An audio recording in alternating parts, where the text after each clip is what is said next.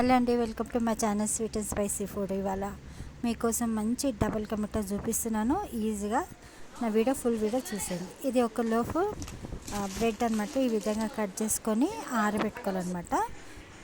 మన ఫ్యాన్ కింద ఆరబెట్టుకున్నాక తర్వాత నెయ్యిలనన్నా డాల్డనన్నా ఈ విధంగా ఫ్రై చేసుకోవాలా.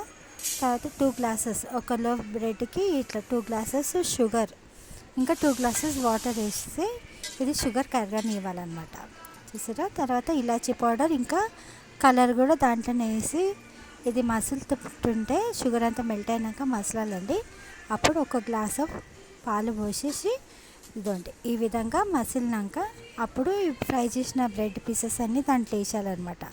ఆ పాలు పోసినాక కొంచెం ఇరిగినట్టు అవుతుంది, కొంచెం కోవలాగా అనిపిస్తుంది అనమాట. ఇదండి ఈ విధంగా చూసారా. మన గులాబ్ జామ్ సిరప్ లాగా ఇట్లా తిక్కుగా అయ్యేదాకా పెట్టేసి బంద్ చేసేయాలండి. చూసిరా, టేస్టీ డబల్ కా మిఠా రెడీ అయిపోయింది. ప్లీజ్ అండి సబ్స్క్రైబ్ చేసుకోండి, లైక్ చేయండి, షేర్ చేయండి, కామెంట్ పెట్టండి.